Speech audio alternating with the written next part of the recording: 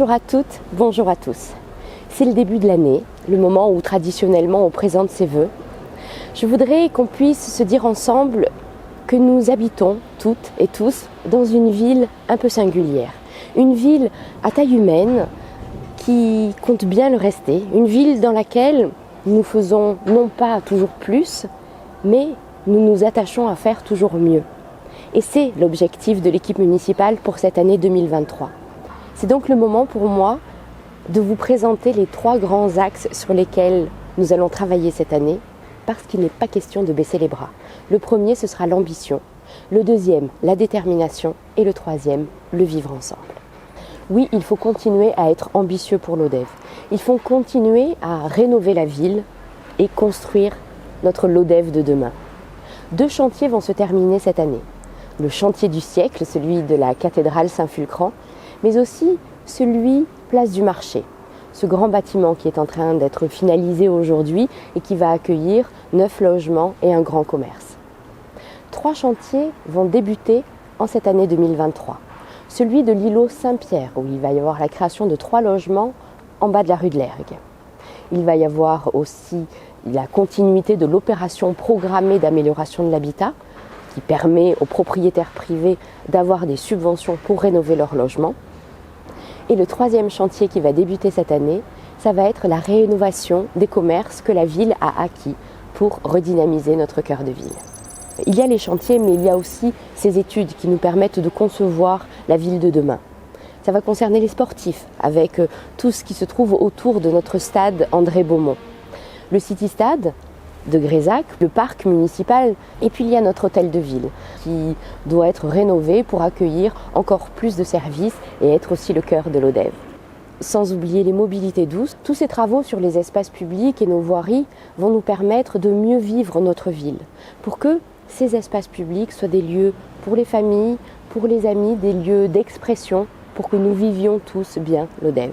Pour cette année 2023, plusieurs situations complexes se présentent à nous.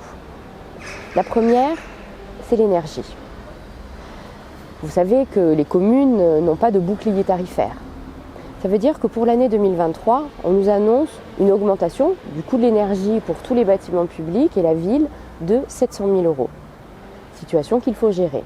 Ça fait plusieurs années déjà que l'ODEV s'est investi dans la rénovation énergétique, sur l'éclairage public, sur les bâtiments avec de l'isolation, des changements de menuiserie.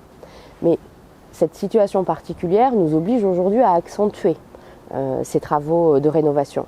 Notre objectif pour 2024, c'est de réduire de 35% notre consommation d'énergie à travers tous les travaux que nous allons effectuer sur cette année 2023. Ensuite, il y a la santé. Nous savons tous que notre système de santé à l'échelle nationale est fragile.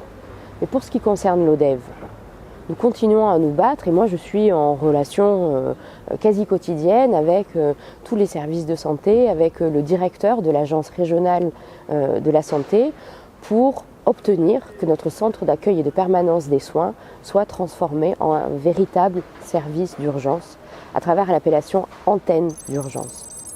Et puis cette année 2023 va voir l'arrivée d'un nouvel escadron de gendarmes mobiles à l'ODEV. Alors pour cette arrivée, il y a eu un énorme travail des services du département, dont son président qui s'est énormément investi, des services de l'État et des services de la gendarmerie au niveau national pour préparer l'arrivée de ces 120 gendarmes et leurs familles. Donc ils vont arriver en 2 temps, la moitié en 2023, la moitié en 2024 et nous travaillons tous main dans la main pour pouvoir les loger à l'ODEV et au plus près.